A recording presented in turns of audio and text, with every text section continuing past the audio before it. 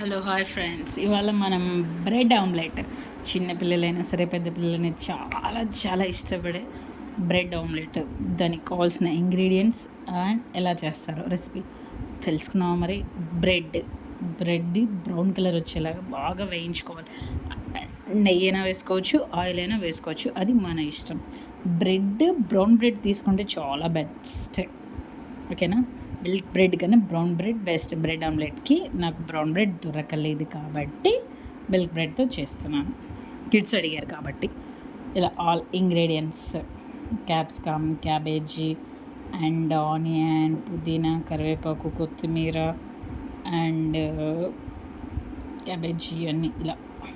Eggs మనకి ఎన్ని కావాలో అన్ని ఎగ్స్ తీసుకొని అన్నీ కట్ చేసి పెట్టుకున్న ఇంగ్రీడియంట్స్. దీంట్లో మనం పచ్చి బఠానీస్ కూడా వేసుకోవచ్చు, అలాగే నెక్స్ట్ క్యారెట్ వేసుకోవచ్చు, బీట్రూట్ కూడా వేసుకోవచ్చు, బట్ నేను అవి వేయలేదు, వీటి వరకు వేస్తున్నాను.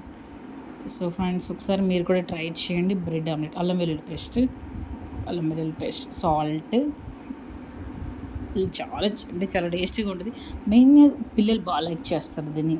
Pepper main ingredient, pepper. ఇందులో బ్లాక్ పెప్పర్, ఇలా chilli powder, Kashmiri chilli powder వేసుకోవచ్చు, మనం మామూలు చిల్లీ పౌడర్ వేసుకోవచ్చు, మన ఇష్టం అది. ఇలా ఆల్ ఇంగ్రీడియంట్స్ వేసి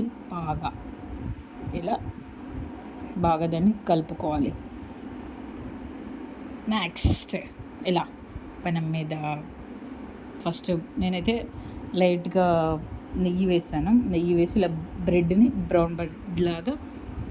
బ్రౌన్ కలర్ వచ్చేలాగా వేయించాను. మిల్క్ బ్రెడ్ని ఇలా బ్రౌన్ కలర్ వచ్చేలాగా వేయించి పెట్టుకున్నాను. అండ్ ఇప్పుడు మనం వేసాము అందులో ఆమ్లెట్ అవ్వడానికి ఇది ఎగ్ మొత్తం కలిపి పెట్టుకున్న ఇంగ్రీడియంట్ని దీని మీద మనం వేసి ఇలా బాగా వేయించి, చాలా అంటే చాలా బాగుంటుంది, చాలా టేస్టీగా ఉంటుంది. ఒకసారి మీరు ట్రై చేసి చూడండి. సింపుల్ మెథడ్ అండి. శ్రవంతి బండి బ్లాగ్స్ మై ఛానల్ అండి. నా వీడియోస్ మీకు నచ్చితే please subscribe and share, like. మీరు ఎలా చేస్తారో ఒకసారి నాకు కూడా కామెంట్లో చెప్పండి. Thanks for watching my video.